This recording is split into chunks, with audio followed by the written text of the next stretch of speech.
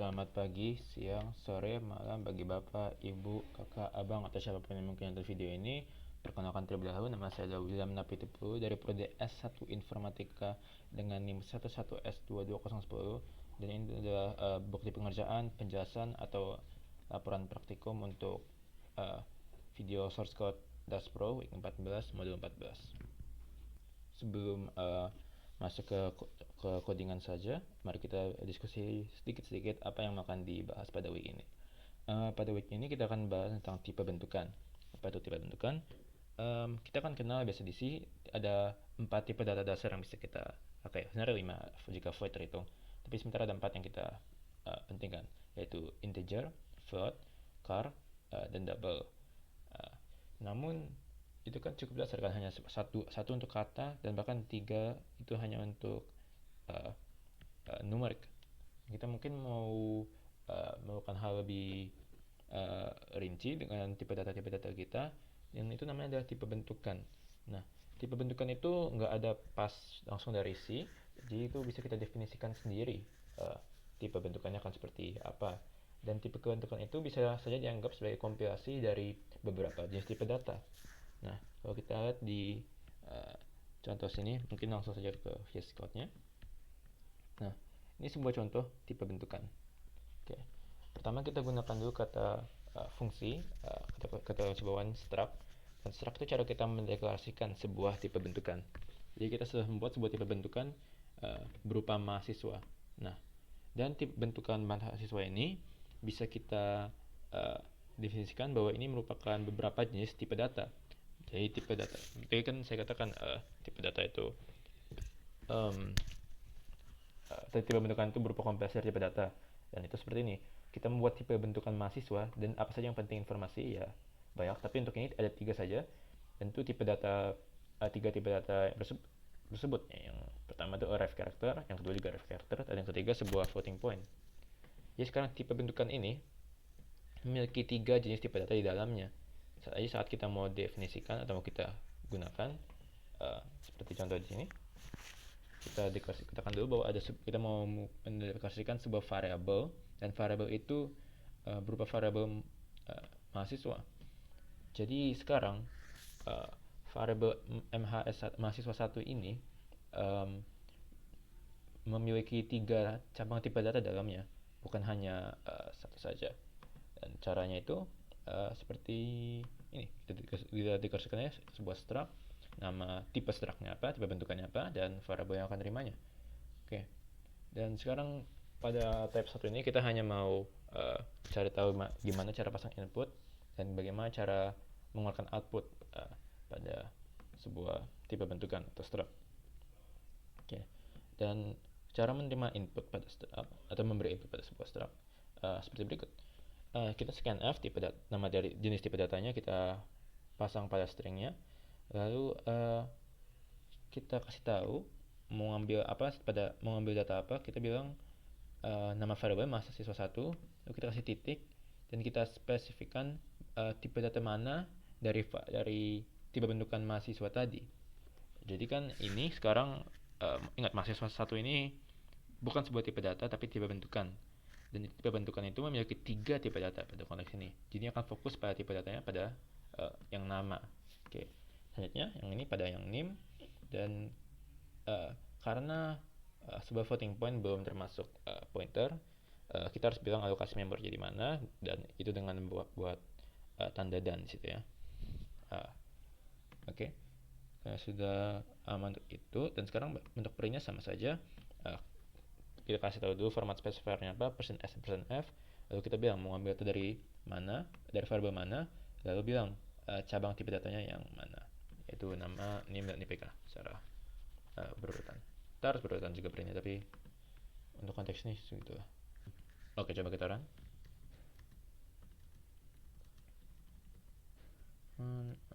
Type 1.c. Oke, sudah dikompil sekarang. Oke, nama mahasiswa kita bilang saja nama saya William, name saya, dan IPK saya. Dan yep, itu dia keluar.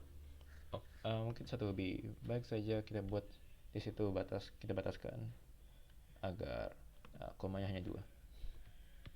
Misalnya William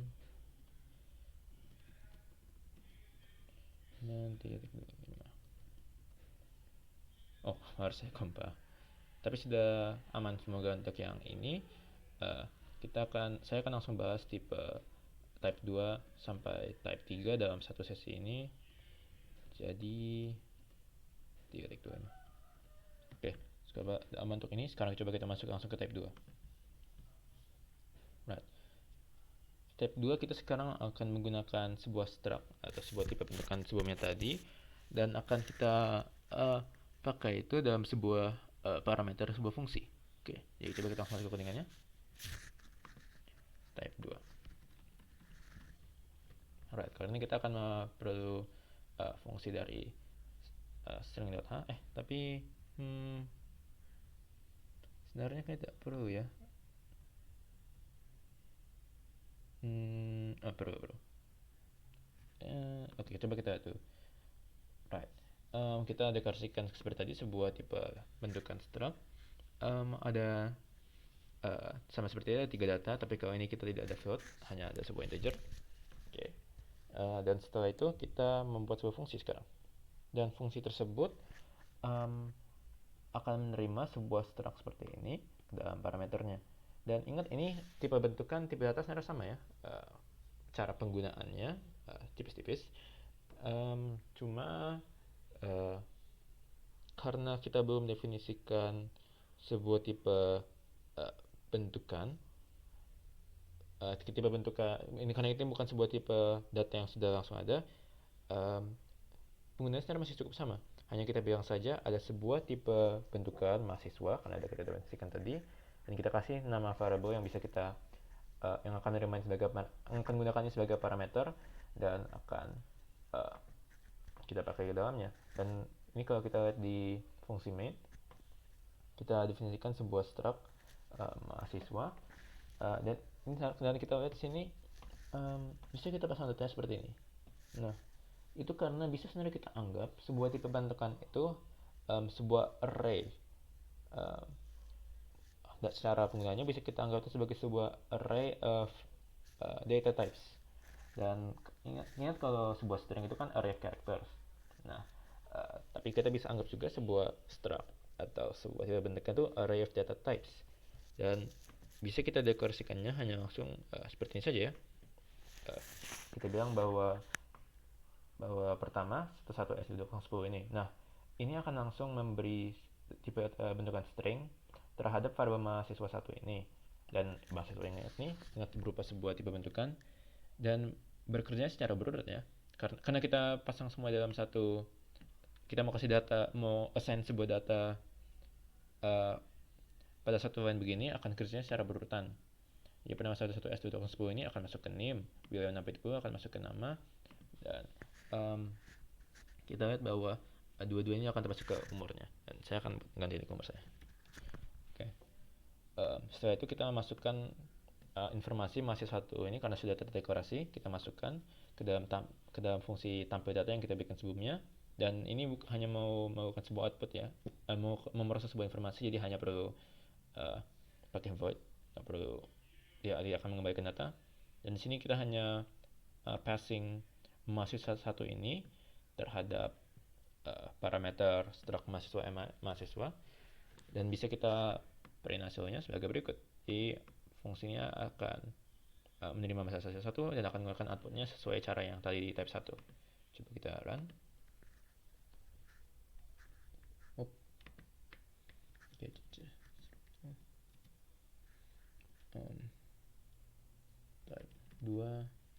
type 2.c .sas type 2. Yep, ini dia sudah proses 11s2010 string ini, dan juga saya tak sadar, ini masih belum bagus outputnya, belum berubah kali. Tunggu name dan umur. Coba kita compile ulang. dan kita run ulang. Dan itu dia, dari bagus outputnya, name, nama, dan umur. Oke, sekarang type 3. Oke, ada beberapa harus diperhatikan untuk type 3. Coba kita tulis modulnya. Oke, nah ini akan sama seperti tadi, cuma kita akan membuat sebuah fungsi, tapi fungsi kali ini bukan berupa void, tapi akan mengembalikan sebuah tipe data ya. Oke. Dan karena kita lagi membahas materi tipe bentukan, sebenarnya fungsi ini akan sebuah fungsi yang mengembalikan sebuah tipe bentukan. Tipe bentukan masih sama seperti yang type 1, yaitu akan yaitu ada nama, name, dan nilai IPK-nya. Namun kita akan ada dua fungsi kali ini, satu untuk print hasilnya sama seperti type 2 tadi, dan satu untuk input data. Jadi sekarang fungsi ini akan menerima sebuah tipe data yang seharusnya akan berupa sebuah struct ya, sebuah struct di dalamnya, dan dari situ sebenarnya bukan menerima sebuah struct juga ya, tapi ini akan mengembalikan sebuah ini akan mengembalikan sebuah tipe bentukan struct. Coba kita tahu fungsinya karena akan mengembalikan tipe data struct mahasiswa tadi, jadi tipenya ada ini ya, ini tipe jenis fungsinya struct mahasiswa. Kita namanya ada input data mahasiswa karena kita mau input data sini. Dan caranya pertama kita deklarasikan dulu sebuah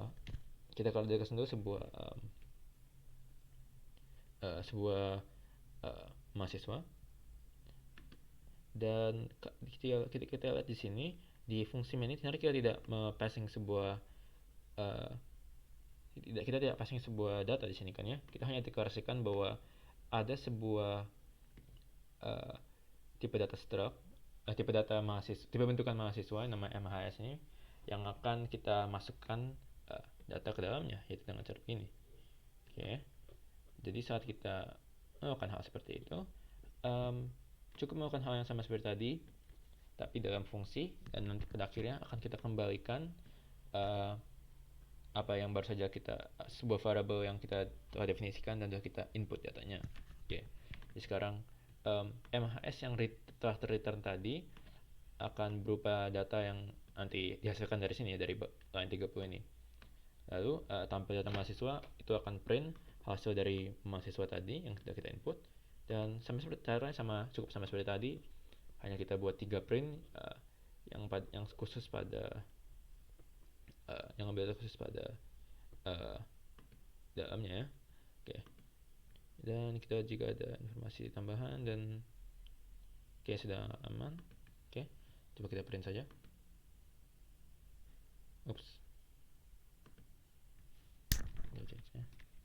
Kita print maksudnya type 3. Let's see.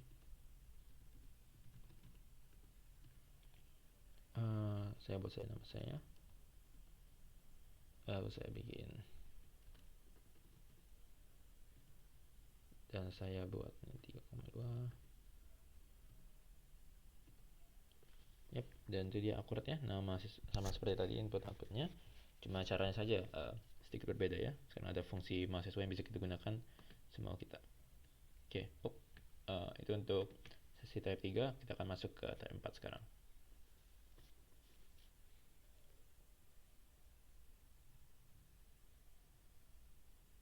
Oke. Baik, sekarang kita akan mendiskusikan struct dengan pointer. Oke. Mungkin lebih baik saya langsung masuk aja ke codingannya. Oke. Right. Pertama, sama seperti tadi, kita deklarasikan sebuah tipe bentukan mahasiswa yang ada name, nama, dan nilai IPK.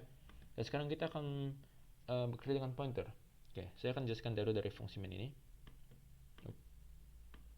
Nah, kalau kita ingat dari pointer, itu sebuah cara kita bisa referensikan ruang memori dari alamat memori dari sebuah tipe data. Tapi untuk kali ini untuk sebuah tipe bentukan. Dan pertama kita deklarasikan dulu sebuah tipe bentukan. Lalu kita deklarasikan sebuah pointer variable untuk tipe bentukan yang jenisnya sama, mahasiswa. Oke. lalu kita assign pointer variable tersebut alokasi memori dari tipe bentukan sebelumnya. Dan caranya sama seperti berikut, itu sama seperti kita belajar pointer minggu lalu. Dan setelah itu kita lihat dulu fungsi-fungsi ini. Right. Fungsi ini passing sebuah pointer variable untuk tipe bentukan struct.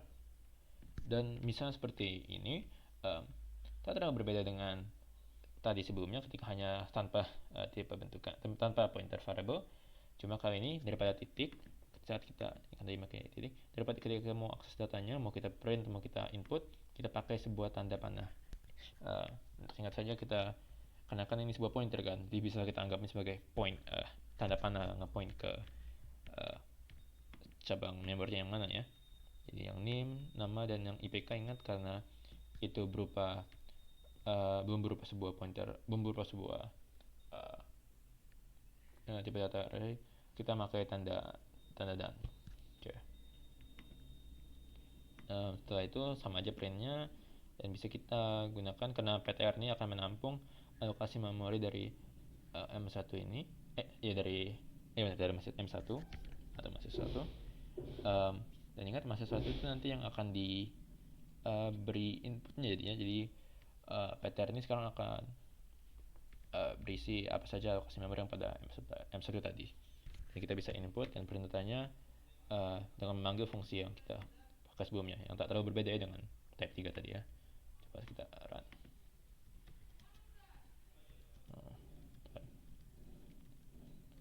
Type 4. Oops, saya buat kesalahan.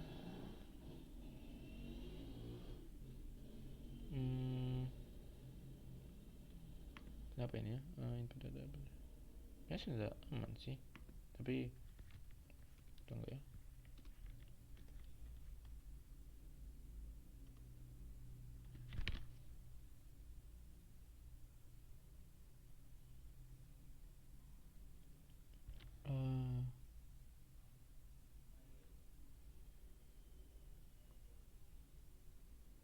Oh maaf, saya tak ada besar sini.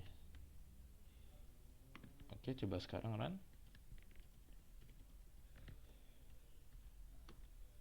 Dan oke, sekarang udah aman. Type 4. Oke, coba kita masukkan name saya William 3,25. Dan ya, itu keluar nama, name, nama, ada saya harus ini bukan name juga, ini harus IPK.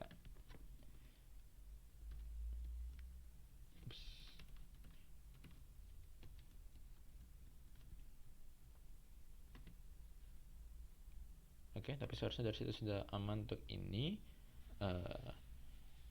Tunggu sekali lagi. Dan sekarang kita bisa masuk ke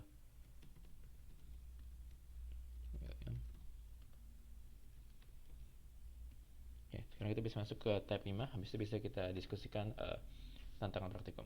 Oke, sekarang untuk tipe 5. Tipe 5 hanya berupa sebuah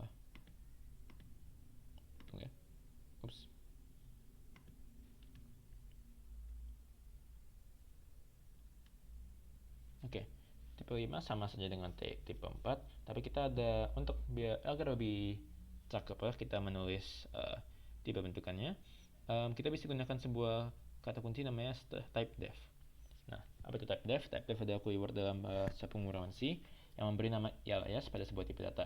Oke, jadi kan tadi kan kita ada sebuah tipe data berupa mahasiswa kan yang kita gunakan dari tadi. Tapi setiap kali kita mau pakai, kita harus bilang dulu bahwa ini sebuah tipe bentukan dengan bilang struct mahasiswa. Bagaimana kita mau hanya bilang mahasiswa saja? Dan ya itu kita bisa gunakan fungsi namanya type def. Oke. Dan bentuknya sama seperti ini. Akan seperti ini. Ingat ya, di tipe 4 kita buat sebuah struct, lalu kita kasih tahu ini tipe bentukannya apa namanya. Lalu kita bilang informasi apa saja yang akan pada tipe bentukan itu. Dan tapi untuk ini tinggal kita buat saja type def struct sini, type def struct, baru kita bilang apa saja cabang yang akan pada sebuah struct nanti, lalu kita tulis namanya apa nanti, yaitu mahasiswa. Oke. Dan sekarang saat kita mau menggunakan mau dekarsikan atau mau masang input atau print tipe bentukan ini, hanya kita bilang saja oh mahasiswa. Kita lihat tadi kan dapat harus bilang struct mahasiswa baru nama variabelnya. Tapi kalau yang ini tinggal mahasiswa dan nama variabel saja. Jadi gunanya akan sama seperti tadi. uh, Gunanya akan sama seperti tadi, tapi ya sekarang kita ada cara lebih bersih untuk menulis um, tipe data tipe bentukannya. Dan oke, ya cc 0 F5.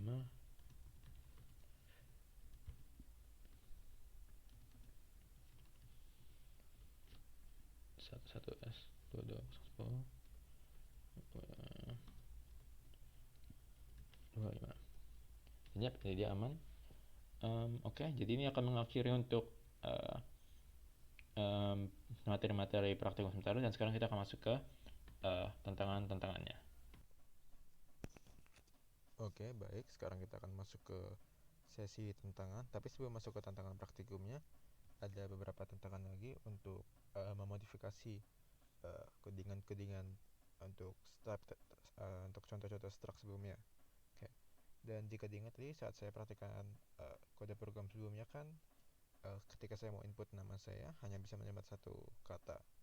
Dan itu karena memang saya menggunakan scanf, dan jika ingat scanf hanya bisa menggunakan satu kata. Ketika sudah menerima spasi, itu akan menganggap sebagai sebuah input, satu inputnya sudah selesai, lalu akan lanjut ke depannya. Tapi kalau misalnya saya mau melakukan nama full saya, berarti saya perlu mungkin bisa terima sebaris, dan itu kenapa tantangannya sini meminta kita untuk menggunakan fgets saat kita mau input nama. Dan juga agar lebih rapi hasil dari output nanti, saat kita bisa ubah new line yang memang sudah ada saat kita gunakan fgets menjadi null karakter. Jadi coba saya run.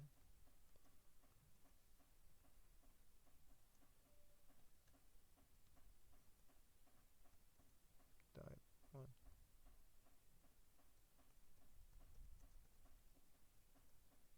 Sekarang saya coba input nama saya, bukan hanya nama pertama sebagai nama fullnya, dan ya sekarang nggak hanya kebaca sebagai satu input.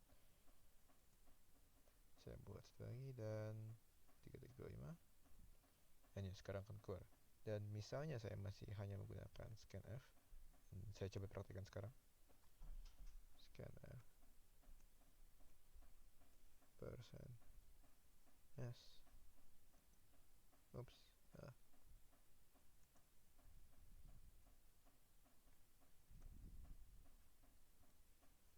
Oke, misalnya saya mencoba ini.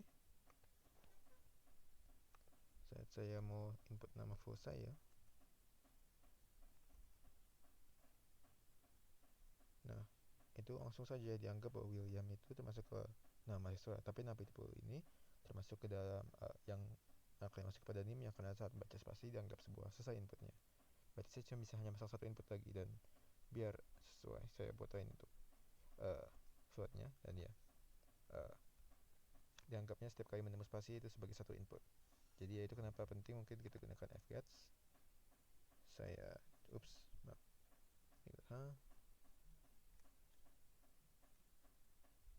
dan coba saya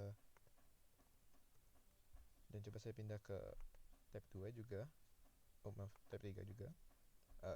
Kita juga bisa gunakan ini dengan scanf saat daripada hanya menggunakan scanf, kita gunakan fgets saat mau print hasilnya. Jadi misalnya saya run type 3 .c type 3, dan jika saya bikin ini sekarang seharusnya juga bisa menerima nama full saya 10, dan oke, untuk ini aman. Tapi coba sekarang kita masuk ke tab 4. Nah, di tab 4 kan kita bukan hanya mau olah pada sebuah variable, tapi kita mau ubah sebuah pointer variable. Berarti ini sebuah referensi ke memori. Nah, kalau bagi ini gimana? Kan bukannya kalau hanya begini kita sebenarnya perlu satu fungsi lagi, yaitu the getchar. Oke. Tapi sebelum saya praktikkan dengan getchar, coba saya tunjukin apa yang akan terjadi jika hanya menggunakan cara tadi fgets, dan kita pakai static span untuk menghilangkan nilainya. Dan ingat, karena ini sebuah pointer variable, kita menggunakan tanda panah daripada titik seperti saya jelaskan sebelumnya tadi. Kalau misalnya seperti ini, coba saya ubah jadi komen dulu ya, dan saya ubah ini ke tempat ini juga. Oke, nim saya ini untungnya masih aman. Nah, tapi sini mulai ada masalahnya kan.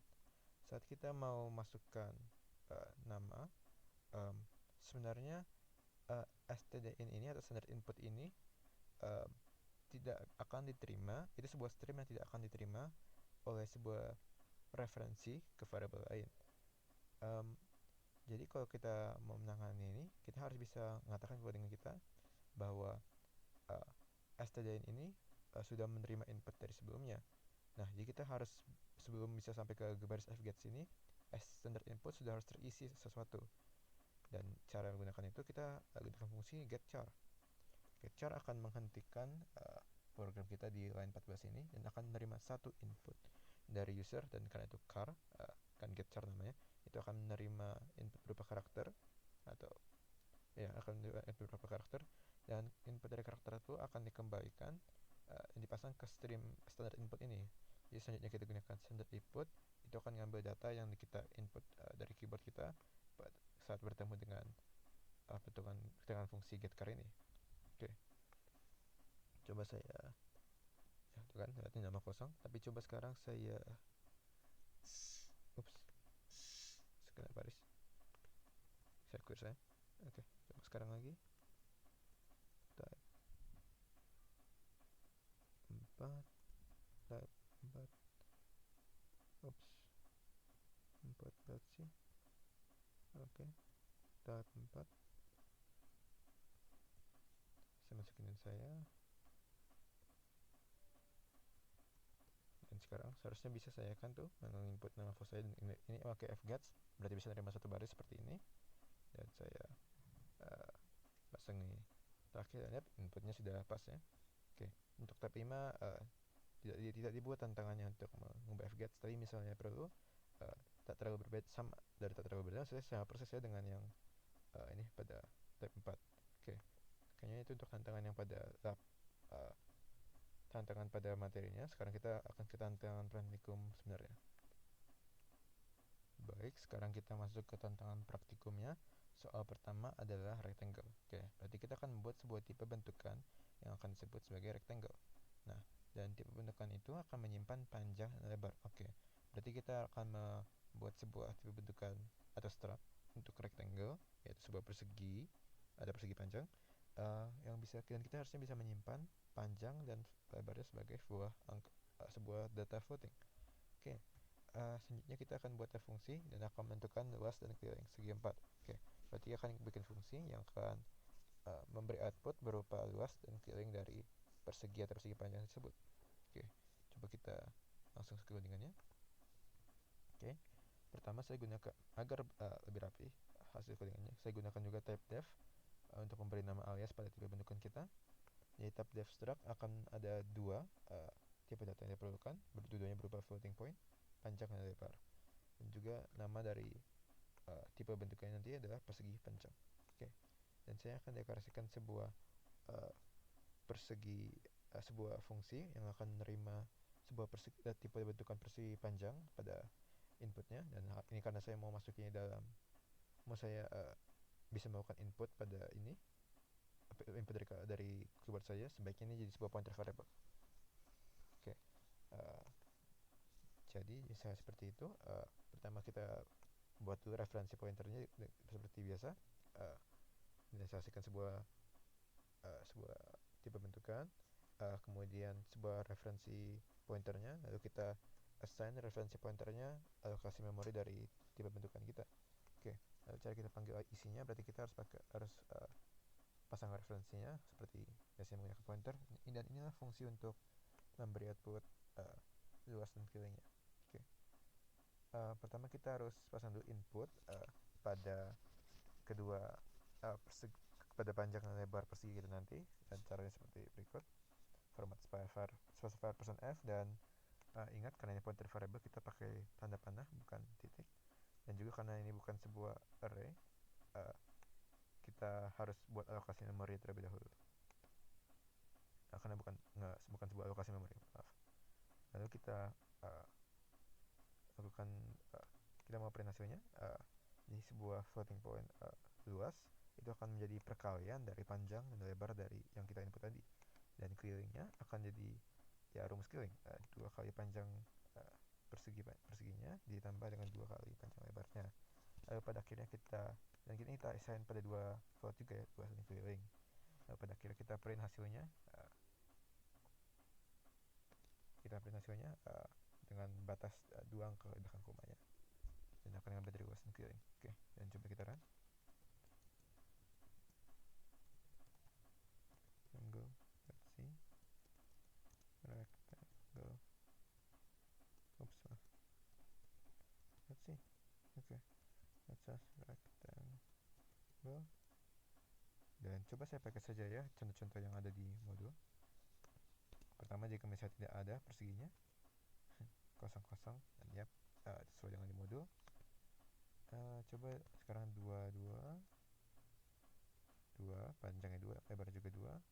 Oke, aman, itu juga sesuai dengan modul. Jadi habis itu adalah min 2 dan min 2 juga, dan yap, pas hasilnya dengan seperti yang di modulnya. Dan coba sekali beberapa contoh sendiri sekarang ya. Misal 5 dengan 7, 5 kali 7, dan 5 kali 7 itu 35, dan oh ya pas ya 24.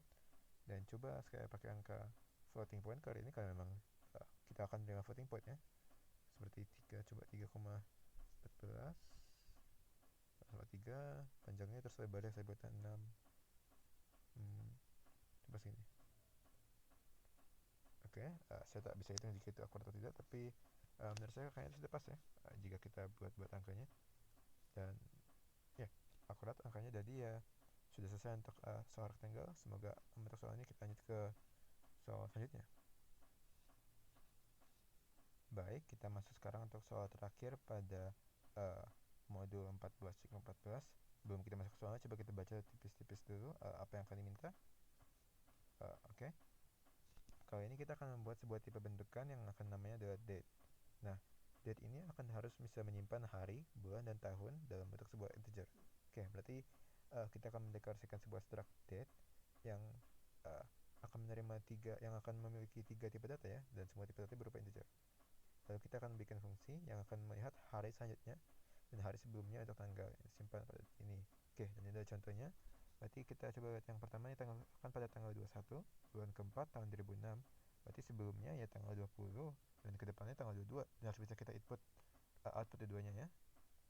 Setelah diperhatikan, ini kan kita input 4, tapi di akhirnya 04, berarti nanti ada format berarti ada format specifier khusus untuk itu ya. Dan ini juga tergantung pada sebuah kalender Masehi asli. Berarti tidak boleh kita input kalender yang asal-asal saja, harus akurat kalendernya kepada yang asli. Dan berarti fungsi maju mundurnya selanjutnya juga harus akurat ya.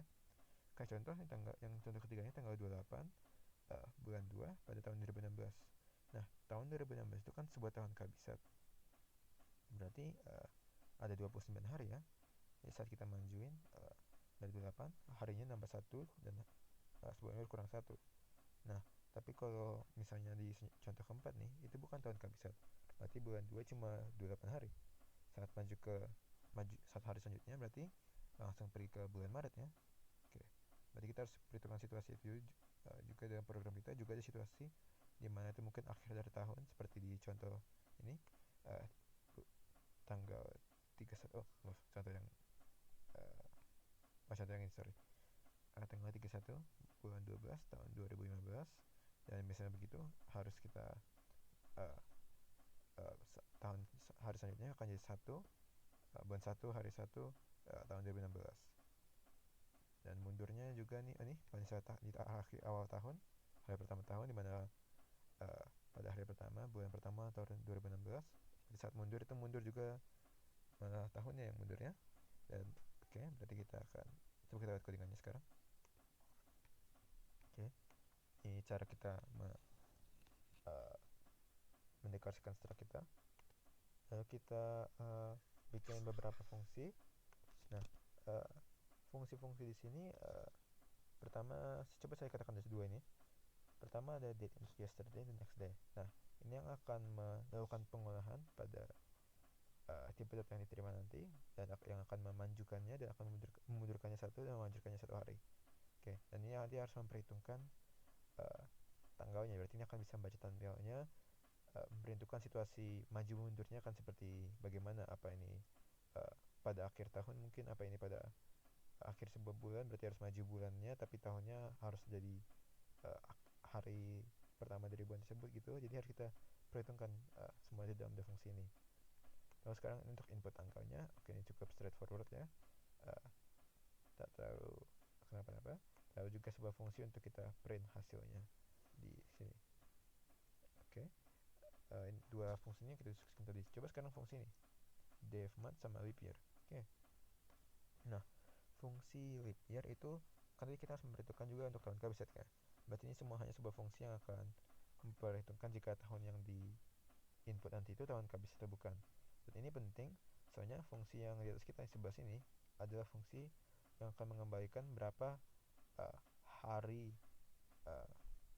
berapa banyak hari pada sebuah bulan tertentu. Dan itu penting juga itu menerima tahun, karena ingat misalnya tahunnya kabisat berarti bulan 2 bisa 29 atau enggak 28 hari. Oke. Jadi coba kita lihat dulu fungsi-fungsinya ya di bawah sini. Nah, ini fungsi untuk menentukan jika tahun kabisat atau tidak sudah kita diskusikan sebelumnya, jadi saya tak akan teruskan dalam. Tapi ini sebuah fungsi yang akan mengembalikan true false ya. Di sini kita lihat jika misalnya benar situasi tahun kabisat ini, berarti ini akan mengembalikan 1. Oke. Dan jika mengembalikan 1, itu kita akan anggap sebagai true. Dan else-nya itu akan mengembalikan 0. Berarti misalnya begini.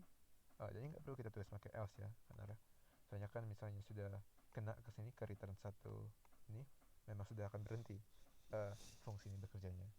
Oke, jadi misalnya tidak, berarti akan jalan lagi dan akan mengerjakan return 0 ini. Oke. Namun oke, dari itu sekarang coba kita ke fungsi day of month. Nah, fungsi day of month akan menerima dua input pada parameternya berupa month dan year. Dan coba kita lihat dulu. Pertama saya mulai dari situasi tahun kabisatnya, soalnya itu yang paling mencurigakan. Jadi jika itu pada bulan 2, kita buat juga dua situasi dalamnya. Jika itu tahun kabisat, ini artinya ini cara kita bilang tahun kabisatnya. Jika itu leap year-nya 1, atau karena ingat tadi 1 kita anggap sebagai true di konteks ini, berarti itu akan menggalakkan 29 hari. Berarti hari max pada bulan ini cuma 29 ya.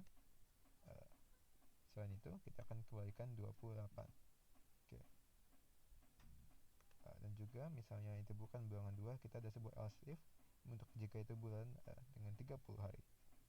Dan misalnya itu kita bilang aja itu bulan 4, bulan 6, bulan 9 atau bulan 11. Nah, kalau misalnya gitu kita kembalikan 30, karena itu nanti akan kita gunakan sebagai referensi untuk maksimum harinya, dan else-nya kita untuk 31 hari. Nah, kenapa saya bikin ini sebagai else saja, kenapa nggak saya deskripsikan setiap bulannya? Kayak bagaimana misalnya saya inputnya angka yang bukan seharusnya bukan bulan, kayak bulan 13, nanti akan terbaca bukan 31. Nah, itu karena sebelum itu tidak akan terlalu kita pikirkan, karena sebelumnya di fungsi main sudah saya perintahkan seperti berikut. Ya. Oke. Pada fungsi main saya ini, pertama saya deklarasikan dulu kan 3 variable date untuk tanggal sebelum dan tanggal sesudah.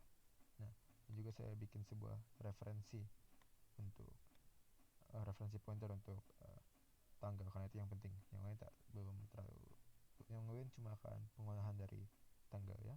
Oke. Lalu kita akan input tanggalnya dengan memanggil fungsi input tanggal tadi. Fungsi input tanggal ini tidak terlalu berbeda ya dengan fungsi input tanggal yang kita bahas di materi tadi. Mana ya? Di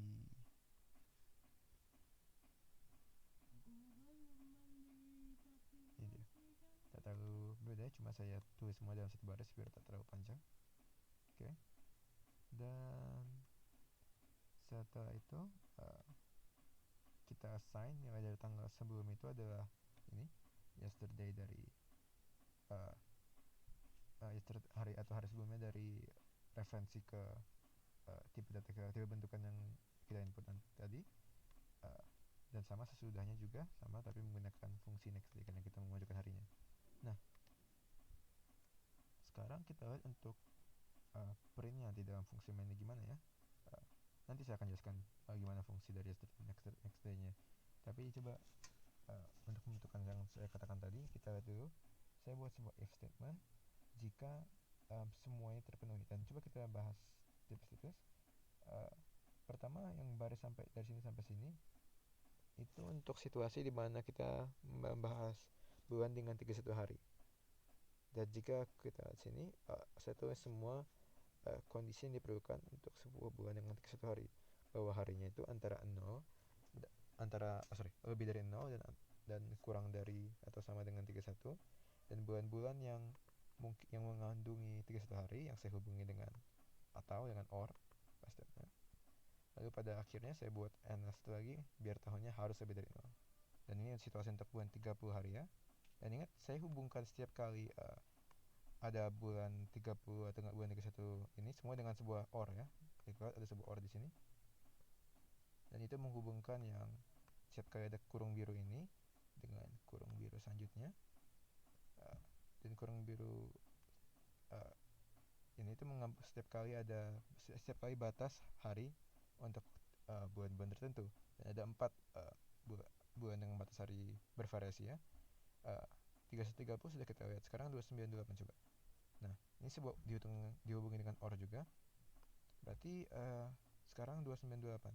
Nah, untuk 2928 kita akan memanggil kembali fungsi leap year tadi. Dan ketika ada 29 hari, itu saat bulannya pada bulan 2, dan leap year-nya itu mengembalikan 1 atau dalam lain true bahwa itu bulan tahun kabisat.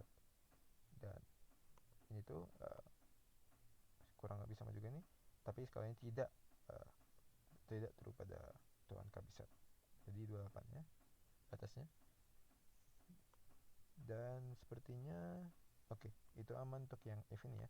Dan coba apa yang dilakukan oleh if ini. Nah, misalnya salah satu dari or besar dari dalam kurung biru ini, ingat ya, kurung biru kan dihubungi dengan or, berarti cuma salah satu harus benar. Setiap kali yang dalam kurung biru ini salah satu dari kurung biru ini dianggap true, berarti itu akan mengeksekusikan print kita nanti. Nah, kita akan print dan kita akan melakukan 3 printf, dan dari 3 printf itu akan memanggil fungsi printed, dan print nanti kita printed itu kan 3 ya. Jadi kita akan printed alokasi memori untuk tanggal sebelumnya, karena ingat tanggal sebelumnya itu masih sebuah referensi. Kita akan printed juga referensi untuk tanggal. Kali ini tak perlu kita buat sebuah alokasi memori karena ya sudah kita deklarasikan sebelumnya di atas di sini.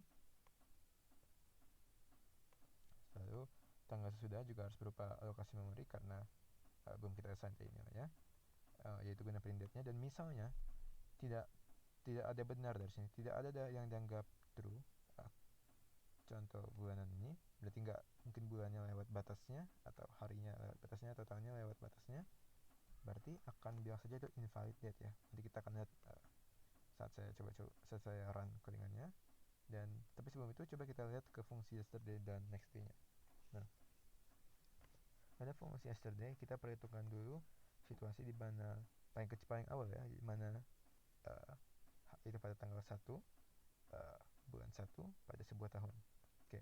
Tapi sebelum itu juga saya bikin fungsi, juga saya buat sebuah variable integer yang namanya last. Dan ini akan tadi yang kita menggunakan def mode tadi, ini akan mengembalikan nilai dari berapa banyak hari pada sebuah bulan ya. Dan sebenarnya karena ini yesterday, akan kita kurangi 1, karena sebenarnya yang mau kita cari nanti itu adalah akhir berapa banyak hari pada bulan sebelum dari bulan kita sekarang, karena kita akan mundur nanti. Oke, mungkin lebih jelas nanti saat kita masuk ke programnya, tapi ke bagian sini ya. Tapi coba itu hanya untuk menjelaskan sementara apa yang arti ini. Oke. Misalnya itu bulan 1, ada 2 situasi yang harus kita perhitungkan. misalnya itu pada tanggal 1 dan misalnya itu bukan pada tanggal 1. Nah, misalnya itu pada tanggal 1, berarti kita akan mundur ke tanggal 31 pada bulan Desember pada tahun sebelumnya. Berarti kita harus buat perubahannya seperti ini. Kita harus assign, kita harus ubah biar tanggal yang sebelumnya 1 jadi 31, bulannya awal dari 1 juga jadi 12, tapi karena kita mau mundur, tahunnya jadi harus mundur ya. Berarti kita mundur ke akhir dari tahun pada akhir hari pada tahun sebelumnya ya. Oke. Dan misalnya bukan berarti bukan tanggal 1 harinya, cukup dikurangin saja. Berarti misalnya itu tanggal 2, ya cukup dikurangin saja kalau mau mundur ya, jadi tanggal 1. Misalnya pada tanggal 31, tinggal mundurnya 1 kali jadi ya tanggal 30. Maaf. Oke. Itu aman untuk yang misalnya itu pada bulan 1. Dan sekarang else-nya. Berarti else-nya cukup hanya kita mundurin aja 1 pada situasi itu bukan tanggal 1, tapi harus kita tentukan misalnya itu tanggal 1.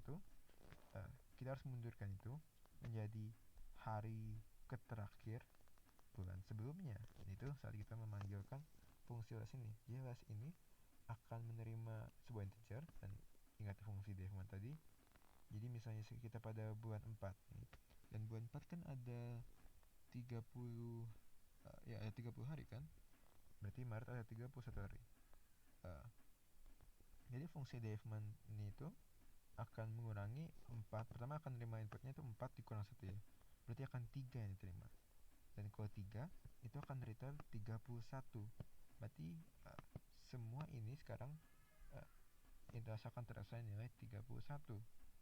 Nah, dari situ bisa kita manfaatkan sini. Sekarang tanggal D-nya kita assign nilai 31. Lalu bulannya ya berkurang 1 karena itu yang pentingnya. Tapi dan tahunnya ya karena ini kita belum perhitungkan awal banget dari sebuah hari, cukup dikurang 1 saja harinya. Dan kita buat situasi else, misalnya itu bukan pada akhir hari, bukan pada hari pertama sebulan, cukup dikurang saja ya. Lalu akhirnya kita return hasil dari tanggal setelah kita olah pada hari sebelumnya ya. Nah, oke, itu untuk aman yang yesterday. Sekarang coba next day. Pertama kita juga kita pasang integer def1 tanggal month, tapi kayaknya masih nggak kita kurangi. Dan itu penting karena yang mau kita lakukan sedikit berbeda dari yang tadi. Tapi kali ini kita buat sebuah if statementnya jika itu pada akhir tahunnya, itu yang akan membuka program kita. Jadi kita pada akhir 12, pada bulan 12, jika harinya itu hari terakhir. Oke, jadi cukup ini saya bikin 31 saja kayaknya, tapi biar sedikit bersih katanya. Misalnya tanggal 31 atau hari terakhir pada bulan 12, yang itu fungsi ya, tanggalnya akan berubah jadi 1 karena kita mau ke 1 Januari 1 Januari 2000 ke depan ya, hari tahun ke depan maaf. Tanggal 1 Januari dan tahunnya maju 1. Oke. Dan misalnya bukan bukan hari terakhir pada bulan Desember, cukup nambahin harinya 1. Oke.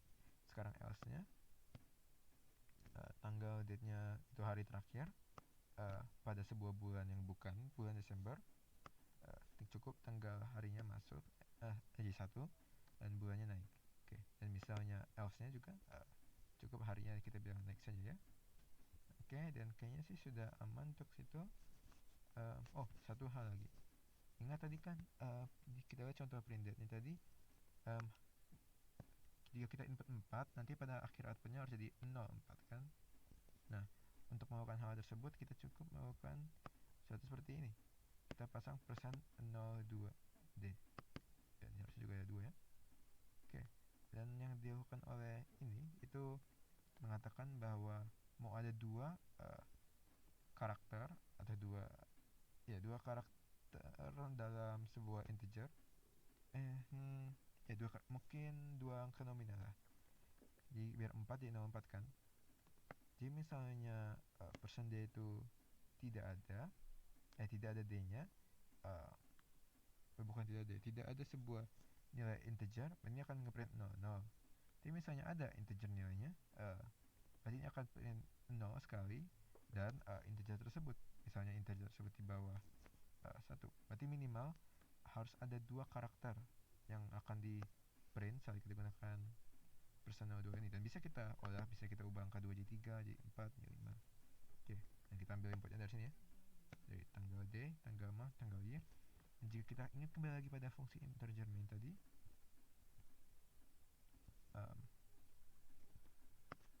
saat nge-printnya itu akan memanggil fungsi ya, jadi kita akan mengulang-ulang akan mengulang-ulang shape dari fungsi ini sebesar 3 kali, dan akan printnya menggunakan fungsi terakhir ini yang akan nerima, ini akan nerima referensi ya, akan nerima referensi dari setiap data yang masuk pada parameter data sini. Oke, dan coba kita run ya.